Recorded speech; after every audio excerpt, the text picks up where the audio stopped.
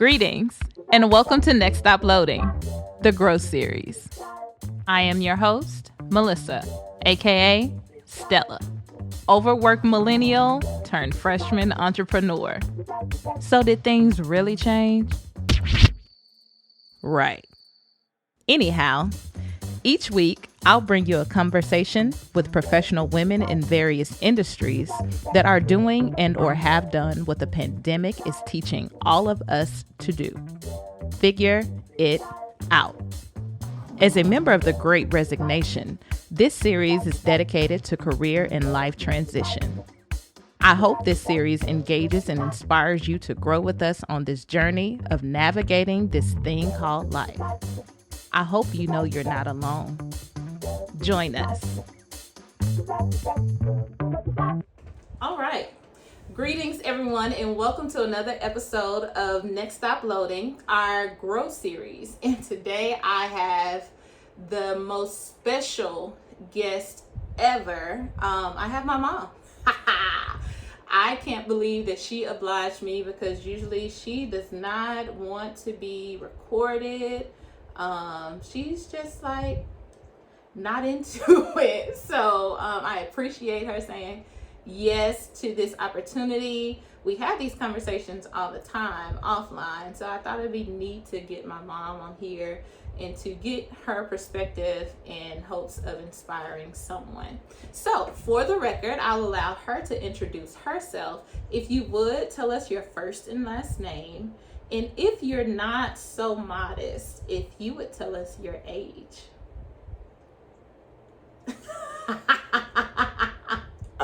My name is Anita Mitchell, Anita Hall Mitchell, and I am 64 years old. I have a birthday coming in October. I will be 65. Come on, 64, 65. Absolutely. I appreciate it. So, what is your current occupation and where, city and state, do you currently reside? My current occupation is a retired teacher. Whoop, whoop. I reside in Little Rock, Arkansas. Now, are you from Little Rock, Arkansas? No, I am not from Little Rock. I am from a town called Cotton Plant, Arkansas. Shout out to the plant. That's what I call it. Shout out to the plant. The jokes that my family and I make about Cotton Plant, I will not share those here on the recording, but thank you. We were there too in Cotton Plant, yes. Arkansas. Yes. Tell us about growing up in Cotton Plant. How was that? Growing up in Cotton Plant was really a lot of fun. There, as you know, I was not in the technological age, so we just had fun. I am one of 6 siblings, and I have 5 brothers, and then me. So it was a lot of boy things going on at home. We played a lot outside. We did dirt roads and neighborhoods and people. Everybody took care of everybody. Wherever there was a need, people helped each other to fill the need. It was really family orientated, and growing up in a small town has its advantages because everybody knows everybody. Everybody looks out after everybody, and it is the village that raises everybody. I would say that's an advantage and a disadvantage. When everybody know each other, I feel like you get disciplined by everybody too. Yes, you would get disciplined by everybody because anybody could tell you to stop doing something, and you better stop doing it. Well, there you have it, folks. Now, did I overhear you say that you're the only girl? Yes, I am the only girl, fortunately. Or unfortunately, I'm not sure. However you want to look at that, right? Yes. So, being the only girl, how was that? It had its advantages and disadvantages. Of course, being the only girl, I was very spoiled. Has that stopped? Yes, because now I am the person who has to take care of all my needs myself. And do I spoil myself? Well, yes, I do continue to spoil myself. But my brothers used to spoil me a lot. I got practically whatever I wanted.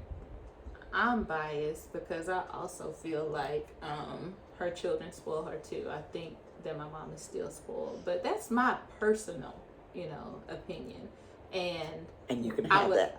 also admit that I am very spoiled as well. I am spoiled rotten. I can admit that, and I do spoil myself as well. Right. So, yes, two spoiled women. Yes. All right, so one girl, five brothers, small town, everybody knows each other. How do we then get to Little Rock? That was a long journey. I left home as a graduate from high school. I attended Henderson State University in Arkadelphia, Arkansas. I attended it until my junior year, and then I moved. I went to Chicago for a vacation. I liked Chicago. I met my husband there, and I ended up moving to Chicago in 1977. And I finished my education there at Chicago State University. Shout out to Chicago State University. So you left your junior. So okay, we go from Cotton Plant, Arkansas. Yes. Why Henderson State? Well, back then, everybody went to UAPB.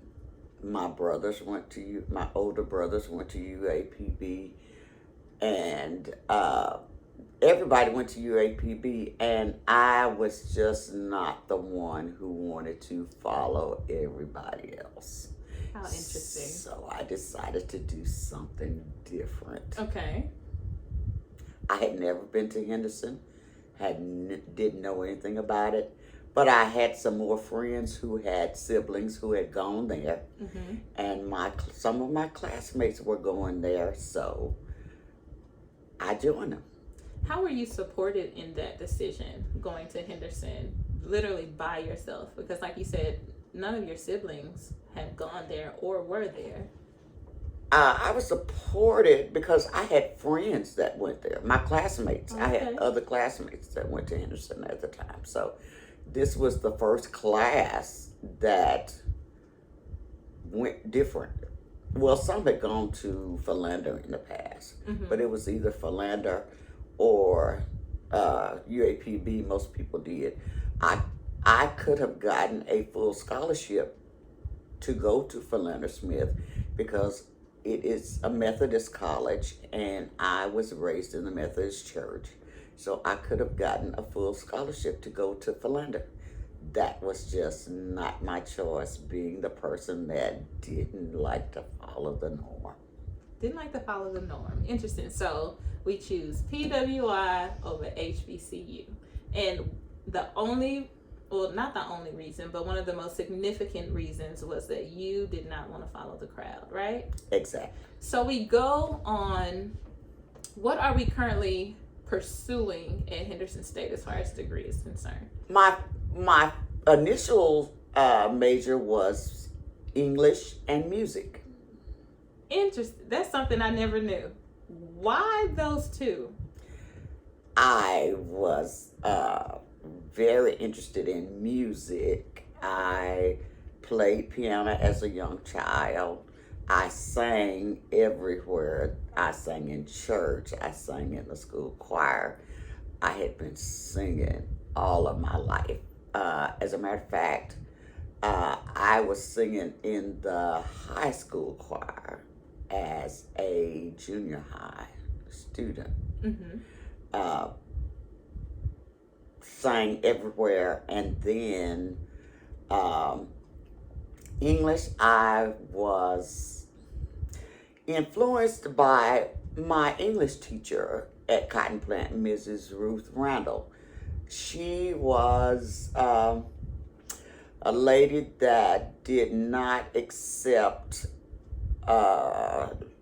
being lackadaisical, not being intelligent, and she made sure that everyone that came through her class spoke and knew correct English. She introduced us to all types of genres of language, and we spoke and wrote correctly.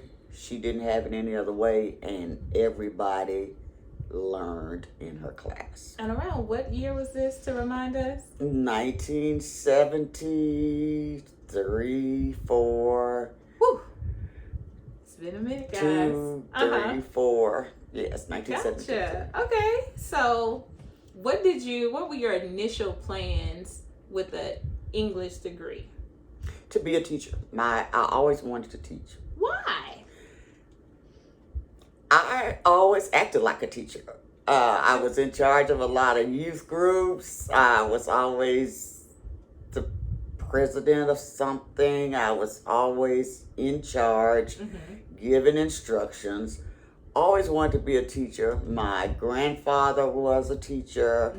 My uncle, my aunts, well, my great uncles and aunts were always teachers. Education was really a number one thing in our community, and it seemed more sustainable than other careers, or? Well, actually, to be honest, nobody really talked to us about careers. We did not have a good counselor that told us about different things that might be out there. So all we saw were teachers as our examples, and they were the upstanding people in the community, and they were some people that we could look up to, and they really set great examples for us. So that's what a lot of people wanted to do. Okay. Become a teacher, because you loved it. Loved it. And obviously you walked in that. Yes. But in high school, you said you didn't have necessarily a counselor to tell you all about like the different career pathways. So was just the overall expectation that you all go to college, or? Yes. It was an overall expectation that you went to college when you graduated. There was no in between. Of course, I did say that I was going to go to a trade school. I wanted to be a secretary too. But my English teacher said, nope, you're not going to do that. You have too much potential. College is so much fun. And we're not knocking secretaries. You've got to get that experience. And she pushed me, along with my mom, who was not excited about me being a secretary either. And the two of them made sure that I got in college. And I had to promise my mom that I was going to graduate. Okay, two things. Why, in your opinion, do you think your mom did not support secretary route? Well, my mother wanted me to do something further to educate myself when I left high school. And I had to do something. So if I had just went on and been decided to pursue the secretary field, she would have supported me, but she let me know that that was not the route that she wanted me to go. It's not the route you wanted. Okay. All right. Were there any challenges that you faced in preparing for college? No, because the basics we had some, even in a small town, we had some great educators. And when I went to college, there was no need for remedial anything. Okay. Even when I moved to Chicago, and I had to do an entrance exam, I was at the top with the rest of them. So I was thoroughly prepared. Okay. Well, shout out to that, to being prepared, having support to pursue whatever post-secondary education looks like for you. We were prepared. So you're in college, Arkadelphia. How far away is that from Cotton Plant? About a hour and a half, 2 hours, probably about 2 hours away. Okay, so we make it to our junior year and we go on vacation to Chicago. Is that an odd vacation spot? And I'm gonna put a pin in that question. Had you traveled anywhere outside of Cotton Plant and Arkadelphia by this time? Yes, I had gone to Chicago, and as a child, in my teen years, I used to go to Gary, Indiana every year to visit my cousins. So from 12, 13, 14, 15, 16, 17, every summer, I went to Gary, Indiana. To Gary, Indiana. I didn't know that. And we stopped in Chicago. Why did you stop in Chicago? Well, if I went on the bus, I had to stop in the terminal. Oh, okay. If I rode with someone, which was most likely what I did most of the time, we would go through Chicago, and I would leave Chicago and go to Gary. Gotcha. So we have been through and passed through a couple of cities. We have gone up north. So visiting Chicago. So why specifically Chicago for this particular vacation? I had a friend there. I had met a guy, and I went to Chicago for vacation to visit him. And there you have it. I don't know what you did on your spring breaks, but my mama said she took a vacation to Chicago. Hello, somebody. Okay, so you met a guy. Was this the same guy that you ended up marrying? Yes. Interesting. Okay, and he resided in Chicago. Yes. Well, where did he come from? How did you meet? Because, okay, no social media back then. So how do you meet somebody that lives in Chicago? He used to visit Chicago, visit Cotton Plant. Oh, so you all made your connection in Cotton Plant. Yes. Made the connection in Cotton Plant. Obviously, this vacation went well. If we decide that we're going to move to Chicago.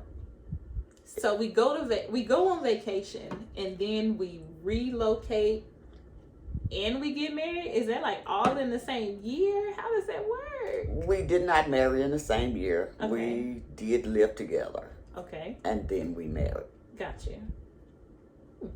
Interesting. What made you I feel like that's a significant decision to leave school, knowing how much school was, so important. But to leave school after your junior year, when you have 1 year remaining, to relocate, that was a significant. How do you come to that decision? Well,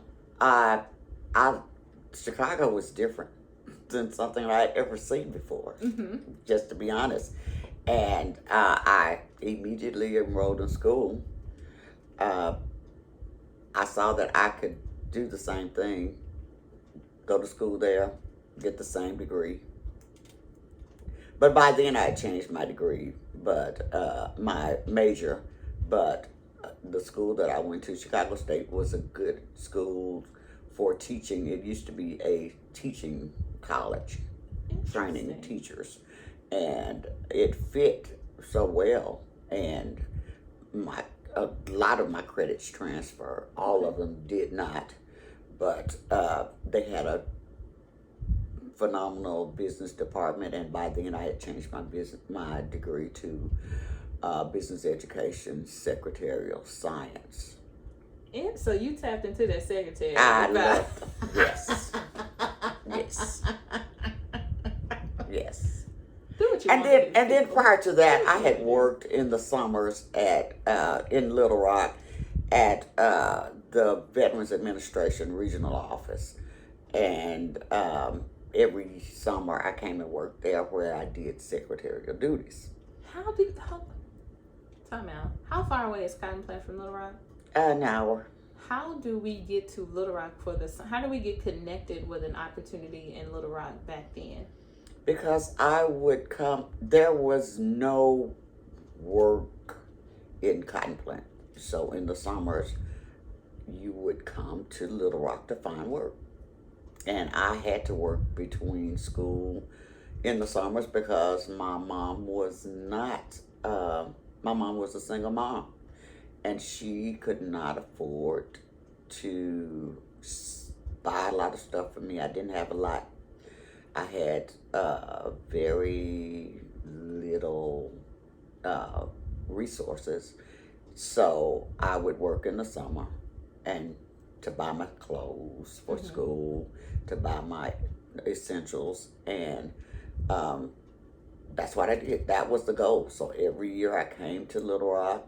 I had a lady who was like my godmother who had moved from Cotton Plant to Little Rock, and her doors were open to me to come and stay and go to school, come and stay and work during the summer, and that's what I did.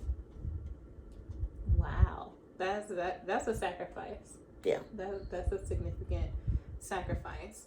So you use this money, of course, to take care of yourself. You provide for your essentials during the summer, but then you move to Chicago, and then you go to school. How are you supporting yourself in Chicago? I have a part-time job and my boyfriend to be husband also supported me. And there you have it. Now, I'm about to get in your business. And I'll let you know if you're getting too far and I'll stop. I appreciate that. So, you're working in Little Rock for the summers. There are not a lot of financial resources. Now, you were providing for yourself. Did you have any other responsibilities to provide for? Yes, I did. I had a daughter. Yes, I had a daughter at that time. She was probably, I had my daughter at the age of 17, my senior year of high school. Okay. That was one of the reasons why I was going to become a secretary, which took about 6 or 7 months because I had responsibilities. I understood. So I wanted to get the shortest training to get a job to support my daughter. But as I said before, my teacher and my mom said, you got to get to college. If you really want to support your daughter and give her the life that you want her to have, you're going to need a college degree. And so I was very fortunate that my mom and my brother and her paternal grandmother watched her while I was in school and allowed me to go to school. That's a blessing. That really was a blessing. That's a blessing. Did having my sister, your child, your senior year of high school, did that delay your senior year at all? No. I was very fortunate. The year that I was pregnant with my daughter was the first year that they had allowed girls to attend school when they were pregnant. Can we pause there? And I'm sorry to interrupt you, but I just feel like I had a visceral reaction to that. Like, I know that we're talking about like a time period where women, for the most part, in my opinion, were oppressed. And what did a young lady do if she couldn't attend school? Where would she go? Like, how would she be educated? At the time, they did. I don't think anybody cared about whether you dropped out of school, you came back the next year with the next class, because they would not allow you to go to school while you was pregnant. But why do you think that was? I have no idea. That was just, you could not go to school while you was pregnant. But that year was the first year that they had passed a law saying that you could go to school while you were expecting. So This was law in your town. this was something about the state law that you could not go to school when you were pregnant. I don't know if it was for liability purposes. I never knew the reasoning behind it. But I was just, I don't, kind of a renegade a little bit because I kind of fought the system a lot of times. I'm not mad at it. And when they tried to tell me that I couldn't go to school, and I told them that yes, I could, and that I was going. So I went to school for a while, and the next thing they wanted to say was because my daughter was born in December of my senior year, they told me that, well, you're going to miss too many days out when you have the child, so you may as well just stay at home and not go to school. But again, my English teacher was right there with me, and she told me about a program that I could take a correspondence course from the University of Arkansas at Fayetteville. Interesting. And I only needed an English credit to graduate because I already had all my credits. I was second in my class, and she said, if you take this English course while you're out of school, then you can come back in January and pick up where you left off. So I took the English course. My principal told me that he had taken a correspondence course before and they were hard and that I probably wouldn't pass it. Oh, the confidence.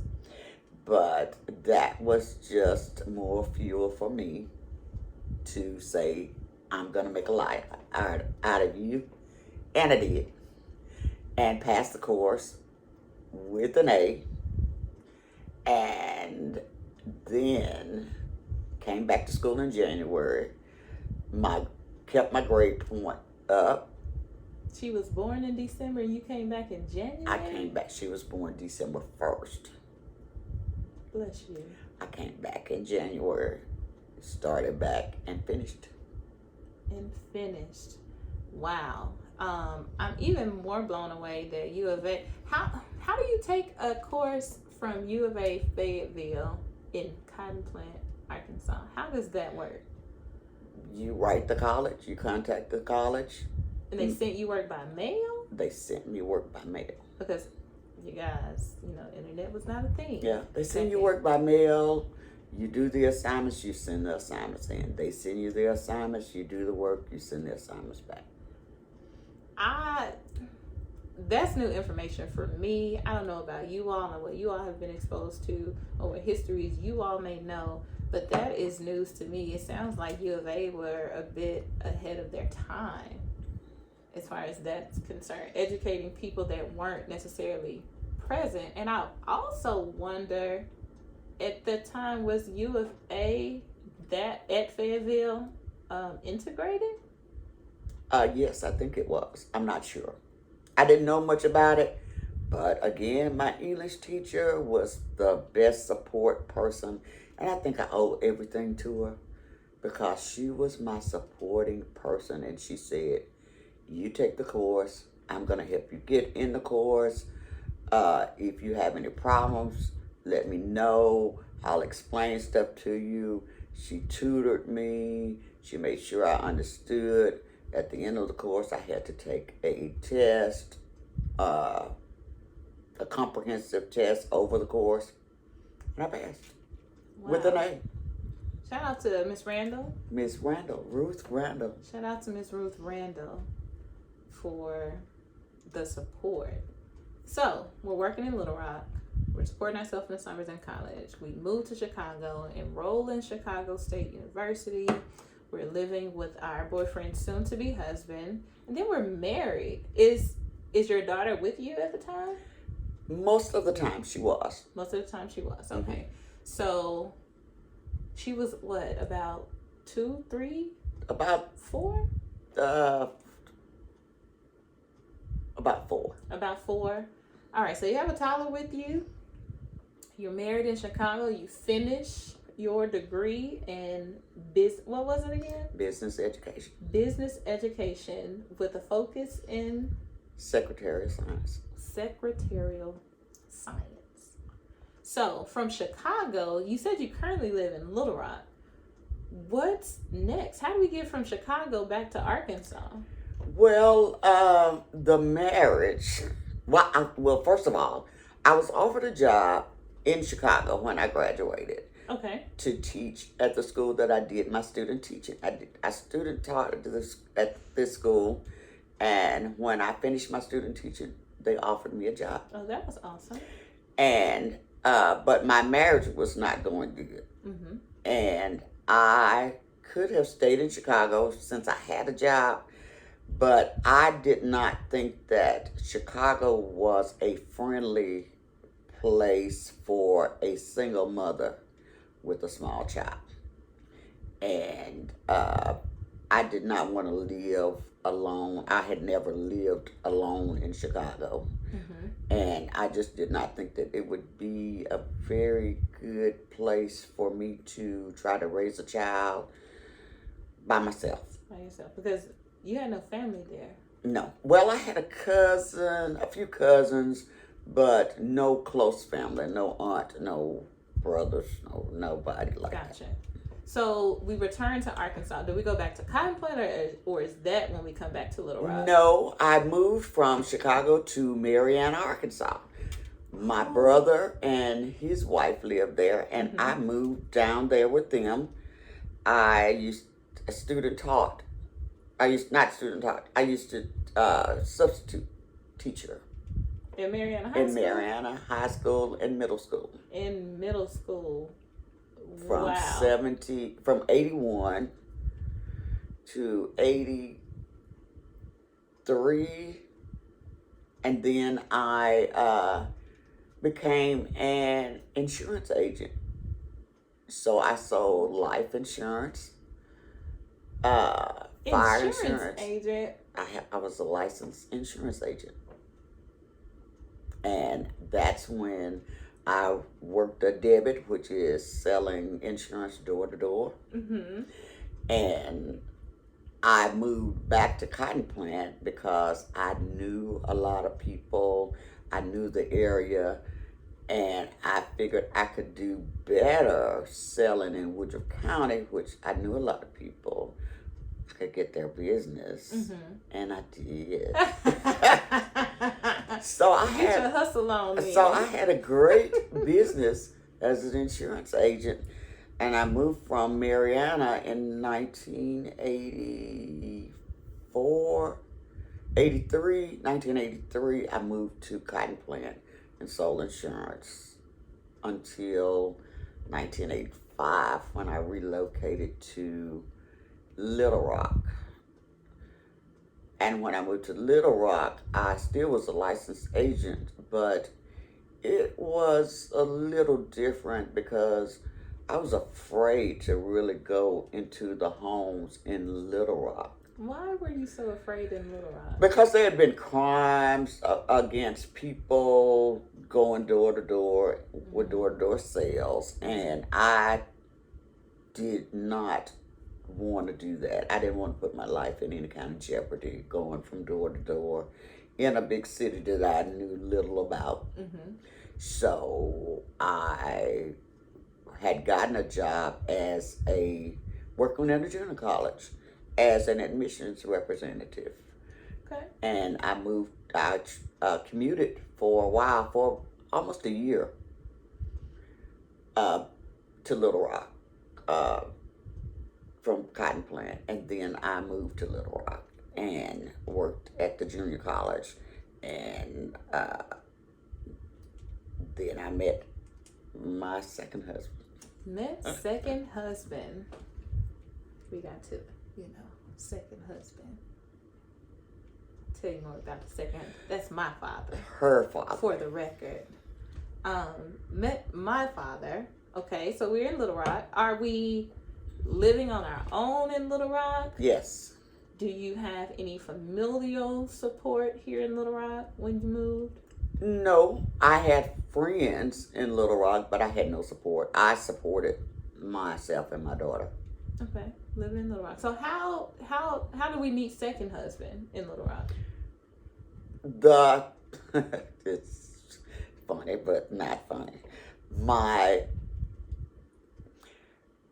pastor, Reverend Williams, was from Cotton Plant, and he was my pastor in Little Rock. I was going to his church. He was also Miss Randall's, my English teacher's uncle. So I went to his church, and his daughter was one of the students that I recruited to go to the junior college that I was in. So we also became kind of friends. And he was helping me find a place to live, to relocate. Okay. And he sent me to a lot of places to check them out, to make sure that I was okay with them, if I felt safe. And we looked at several places. And then he sent me to this apartment complex. And told me, this guy has an apartment. I've talked to him about you, and he's going to give you an apartment. So I went to the meeting. Who was my second husband. He was the manager of the apartment complex. And he gave me the apartment. And we just talked. Our birthdays were similar. His birthday was like 3 days before mine, and we talked. And I was kind of not a bad looking lady, I guess. I mean, talk about it. And toot your own horn on this. Finally, we would talk sometimes when I would go pay the rent, hold conversations, and he invited me out. He invited me out to celebrate our birthdays together, to have dinner. Sound like my daddy had game. And it went from there. You obliged him. Yes, I went on the date, and we started seeing each other. Okay. Cool. So we're working at the junior college as an admissions recruiter. What was the name of this junior college? Capital City Business Colleges. Capital City Business College. All right. So how long were we at Capital City? Because that's still not teaching. I was, I started off as an admissions representative. Okay. Then I took a job as a financial aid officer at the college. Interesting. Then a teacher left. And this was a business college. And a teacher left, and they didn't have a teacher. And they asked me if I would be interested in taking that position. And did you? Because what you've told me is that you had the credentials to do so. Yes, okay. I had the credentials. So I did it initially part-time because I stayed in my role as I got promoted from the financial aid officer to education coordinator, which I was over all of the staff. I was over all of the teachers. I was over all of the education. So they had 3 or 4 programs, and they made me the coordinator of all of those programs. So I stopped teaching part-time and just worked full-time in that capacity. Okay. And stayed at Capital City probably until I got pregnant with you in 1988. What a year. So you were at I have another sister in this story. So you were at Capital City when my other sister came along? Yes. In 1985, I had another child with my husband. My husband and I married in 1985. We had a child in 1985. And I was still working at Capital City Colleges. And then you were born in 1988. And why'd you leave? Well, I left because they, it was chaotic on the job. Well, actually, there was an ice storm, and ice was everywhere, and everything was closed, and they were trying to open the school, and I was saying, I'm not coming out in the ice, and they were saying, if you don't come out on the ice, we'll come and get you. And I was like, no, you're not going to come and get me. And I said, is the person who owns the school, is his wife working? Is she coming out in the ice? And I said, no, she's not coming out in the ice, and I am just as important to my family as she is to her family. Period. And if she's not coming, I'm not coming. And so I quit the job. I was about to say, was that your final day? That was my final. With and for those that do not know, in the South, we don't do ice storms, snowstorms very well. This was back in 1988, and it's 2021, and we still don't do the best with ice storms or snowstorms. When I say the city or the state shuts down, it shuts down, and a lot of people get stuck wherever they are. Right. And employers still expect for you to be at work or come to work. Right. And it's dangerous on the highways. The driving is horrible. Right. You're slipping and sliding. You take chances with you like you could get killed. I knew I was afraid to drive on the ice. I was not going to do it. I was not coming to work. Did we even have salt trucks back then? Not, you had them, but Because they didn't we do a barely good have job. them now. They didn't do a good job on the roads at all. The roads were very dangerous. And I just knew that, and my husband told me, you're not going, and if you want to quit, just quit. And I quit. Shout out to my daddy. He said, you don't have to go. And I quit. And you quit. So, did you go to another employer? Actually, I went my pregnancy not working. Didn't work while I carried you. Mm-hmm. I did enroll in college to get a endorsement in math because I wanted to be a math teacher. Okay.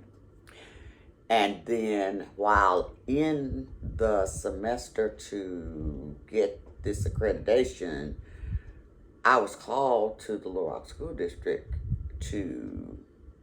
as a long-term sub. Mm-hmm. And I went and taught at GA Fair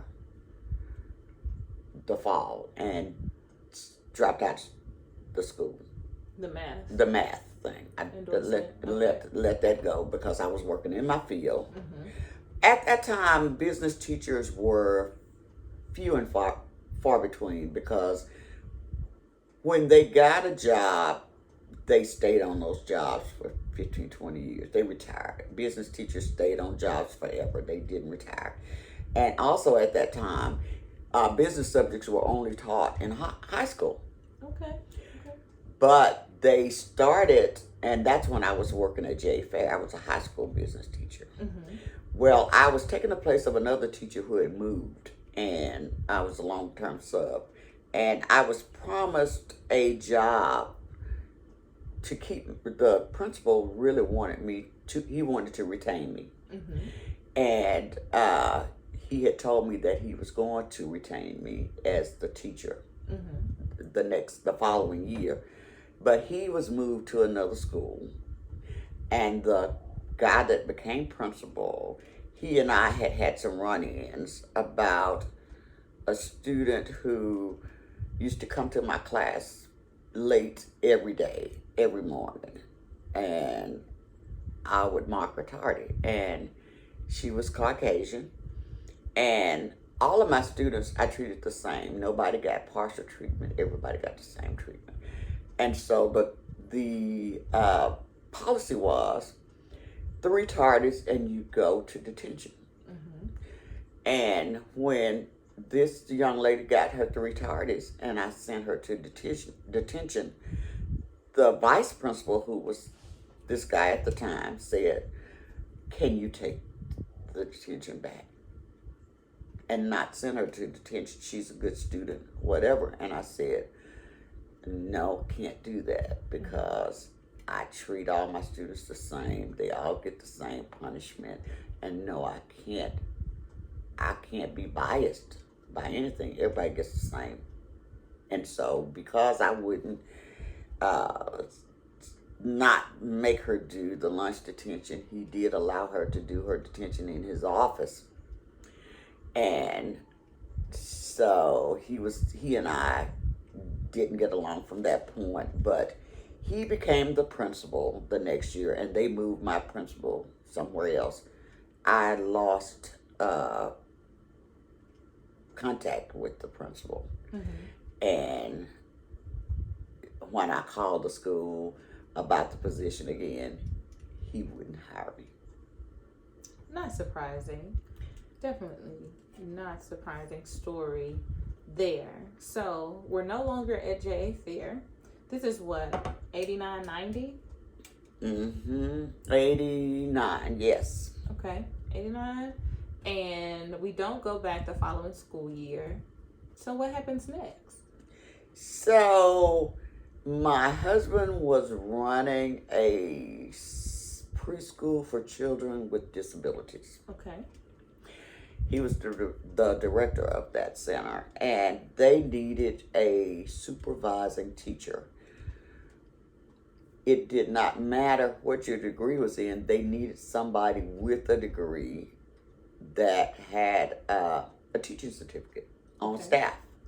And since I was at home not doing anything, he asked me if I would be interested in the job. And at first I was a little reluctant, because it was dealing with preschoolers who I had never worked with before.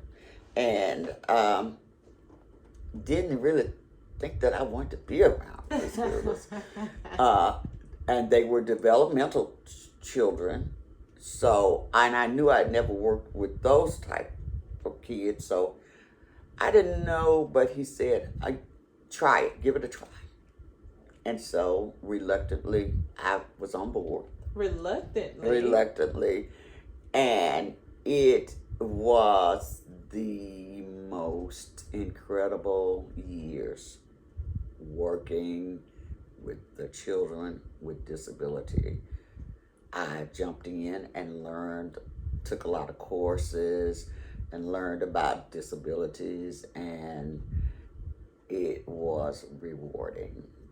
So I stayed there for 12 years. My husband retired, and I became director of the program. So you went from supervising teacher straight to director? From supervising teacher to assistant director, and then from assistant director to director. Now, I know some of you all may be thinking that there's some nepotism there, and absolutely. Yes. Absolutely. We're talking early 90s and Black people in leadership, but I'm for it. In this instance, for sure. Mom and dad, director, assistant director of a preschool for children with disabilities. And you stayed there for 12 years. 12 years. And you transitioned from supervising teacher to assistant director. My father retired, and then you became director. Yes. So with work being so rewarding, or this experience being so rewarding, why did you leave? Let's see. Well, there was a young lady that came to work for me who was Caucasian, and she was a nurse, and she did not like answering to a Black woman. She did not like it that I was in charge. She did not like it that she had to report to me. So she began lying on me, making up stories, and the people that were over the program kind of listened to her. And I couldn't believe that they were listening to her, but she would make up stuff, and finally they told me that she was going to be over me. She goes from nurse to being your superior? My superior. She was going to take over. They had another school in Jacksonville, and she was going to be over both schools. So I said, fine. Just like I found this job. When I was looking for one, there are more jobs out there, and I will find another job. And on my vacation, I had 3 weeks of vacation, and I took 2 of them, and I went to the school district the first week and applied for a job, and I got the job. At that time, they had moved business teachers to middle school. Okay. And the middle school teacher had moved from the school that I went to. And I went and applied for a job with the school district, and they had a position open at the school where I taught, and I went there and I was hired, and I stayed there 20 years. You were there for 20 years? 20 years. You were at that particular school for 20 years, yes. She was. Now that I had to do the math, guys, because when she transitioned to this school, I also transitioned to this school. 6th grade. And this is when junior high, this was the first year that junior high had transitioned to middle school. So it was no longer 7th through 9th grade. It was 6th through 8th grade. Mm-hmm. And I had graduated elementary school. We had relocated, and I didn't get into the magnet school that my parents wanted me to attend. And my zone school was somewhere that my parents did not want me to attend either. So since my mother was going back into the school district, I came with her. Yes, I took her with me to the school. And which you didn't stay long. I didn't. Why didn't I stay long, Mom? You went a year, and the things that she was doing, she was a good student, and she had already done most of the things that they were trying to teach her in 6th grade. She had it, and there was not enough structure, and she was not being challenged. And it was my responsibility as a parent to make sure that she got the best education and that she was challenged. So she was moved to another school. And not just another school, ladies and gentlemen. Another boys and school girls, children of all ages. And those that don't identify as none of those. A whole completely different school district. Yes. Don't care who I know. Don't care that I have to make sure you get the best education. That was my job. Completely to make sure that she got the best education. I went to a completely different school district on an M-to-M transfer. M-to-M standing for majority to minority, which it still boggles my mind because the school that I attended was majority Black. So how I was on an M-to-M transfer, don't know, but I was there. Anyway, this is not about me. You were there at this particular school 20 years, retired. What was that decision like to retire? Were you ready to retire? Oh, kind of getting ready to retirement. Not really ready to retire because I promise you I loved what I did. I loved teaching. I never really worked a day because I loved what I did. I loved my job. I loved my students. But it had gotten to the point where uh, the there was no structure in my school, and it had become dangerous for students as well as teachers and the administration. Uh, did not always act in the best interest for everybody. And I would talk to them about them, but the classrooms were chaotic. And even though mine was not, it was hard not to have a chaotic classroom. And then teaching became a job every day. So, when did you retire? I retired at the beginning of the pandemic. But I had already, before, I didn't know there was a pandemic coming, but I had become so stressed on my job, and I was going to the doctor, and the doctor kept saying, "You're stressed. Um, let's change your medication." So they would change my blood pressure medication. And every time I would go back, "You're stressed, let's up the dosage of your medication." And I was like, I know I'm stressed on my job, but I'm not going to let you keep upping my doses on my medication because I think that I know what will help get all the stress gone. And I was at the age of 62, then going on 63, and as a matter of fact, I may have been 63. Well, I was at the age of, I already passed 62, and I decided that January that it was just become so stressful, and sometimes they would pull folks who were having had difficult students.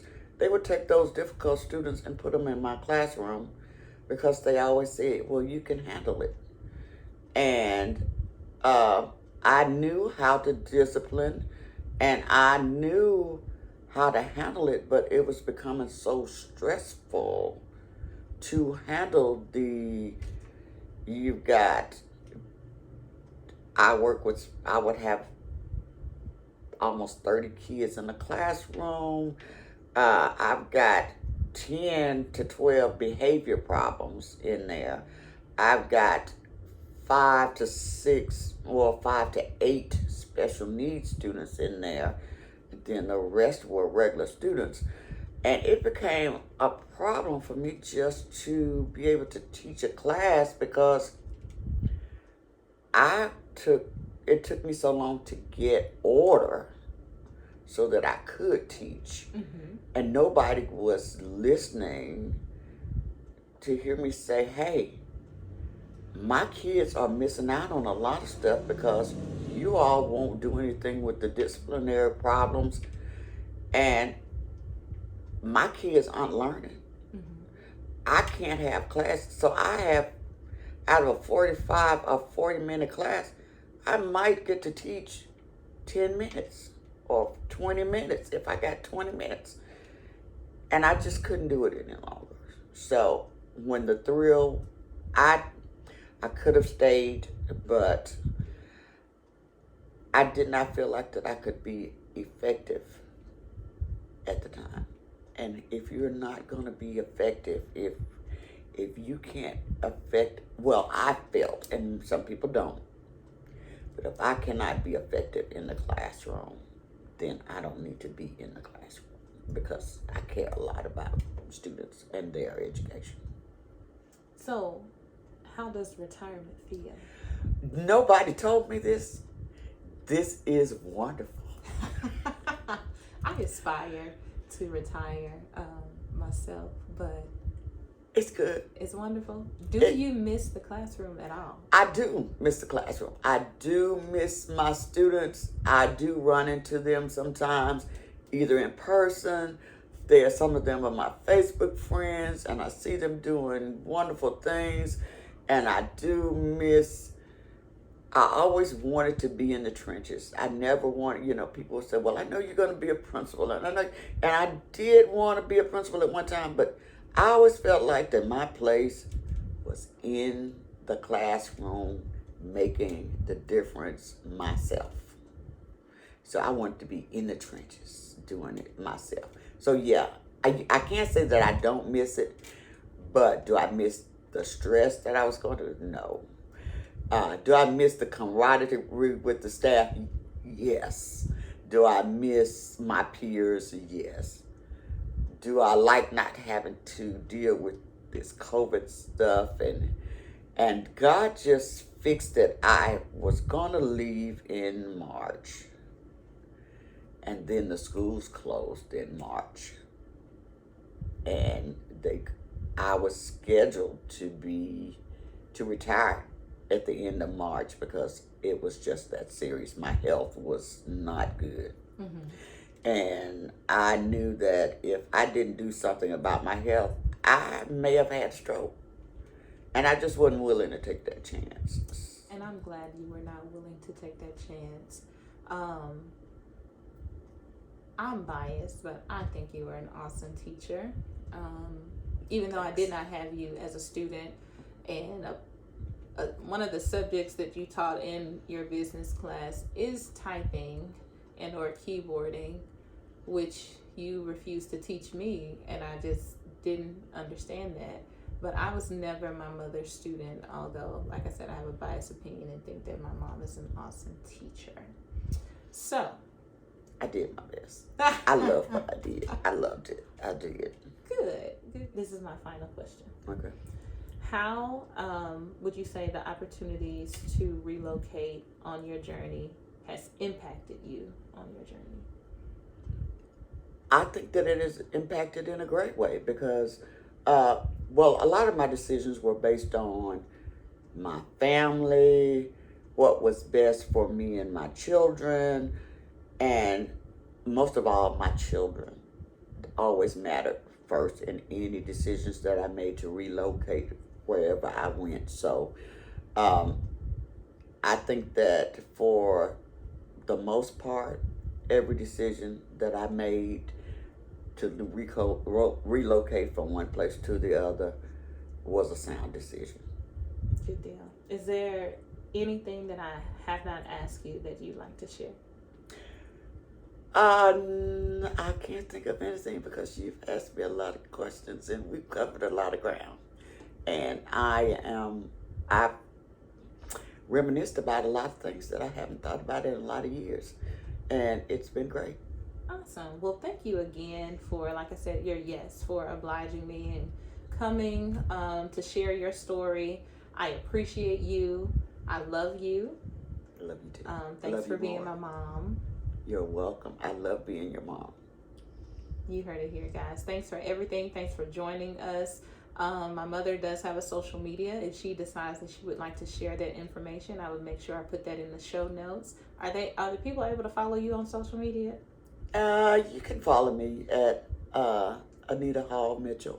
And that's on what platform? On Facebook. Well, I'll put that in the show notes. And Lucky Lady. Oh, I can't remember my Instagram. We're not even going to worry about the Instagram handle. All right, guys. Thanks for everything. Thanks for joining us. Have a good one.